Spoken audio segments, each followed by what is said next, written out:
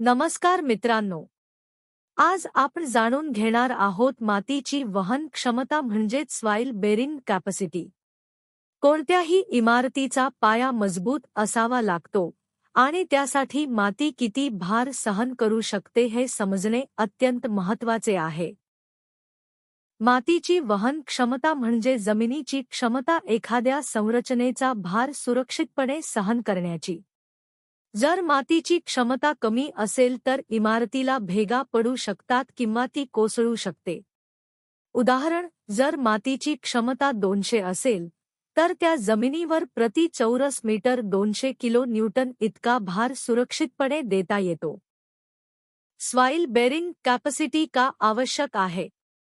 Foundation डिझाइनसाठी पाया किती रुंद करायचा हे ठरवण्यासाठी.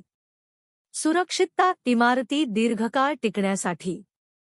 आर्थिक फायदा, योग्य क्षमता माहित असल्यास पाया योग्य आकाराचा बनवता येतो, खर्च कमी होतो. दीर्घकालीन टिकाऊपणा, योग्य बेरिंग कॅपॅसिटी विचारात घेतल्यास संरचना सुरक्षित राहते. सॉइल बेरिंग कॅपॅसिटी मोजण्याच्या पद्धती. प्लेट लोड टेस्ट, जमिनीवर प्लेट ठेवून भार दिला जातो आणि जमिनीचा प्रतिसाद पाहिला जातो. स्टँडर्ड पेनिट्रेशन टेस्ट, जमिनीत रॉड घुसवून तिची ताकद मोजली जाते. लॅबोरेटरी टेस्ट्स, मातीचे नमुने घेऊन प्रयोगशाळेत तपासले जातात. एम्पिरिकल मेथड्स, अनुभवावर आधारित अंदाजे मूल्ये वापरली जातात. उदाहरण, एका 10 मजली इमारतीचा पाया डिझाइन करताना सॉइल बेरिंग कॅपॅसिटी 250 असल्याचे आढळले. जर पाया 2 मीटर गुणिले 2 मीटर असेल तर तो 1000 भार सुरक्षितपणे सहन करू शकतो. यावरून पाया किती खोल करायचा आणि किती स्टील काँक्रीट वापरायचे हे ठरवले जाते. भारतीय मानक IS codes.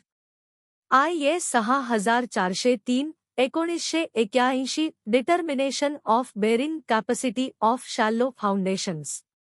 IS 1888 1982 plate load test पद्धती. IS 1892 1979 सबसर्फेस इन्व्हेस्टिगेशन पद्धती. या कोर्सनुसार भारतात सॉइल बेरिंग कॅपॅसिटी तपासली जाते. निष्कर्ष. मित्रांनो, सॉइल बेरिंग कॅपॅसिटी ही कोणत्याही बांधकामाची पायाभूत गरज आहे. ती माहीत नसल्यास इमारत सुरक्षित राहणार नाही. म्हणूनच प्रत्येक अभियंता, ठेकेदार आणि विद्यार्थी यांनी ही संकल्पना नीट समजून घेतली पाहिजे.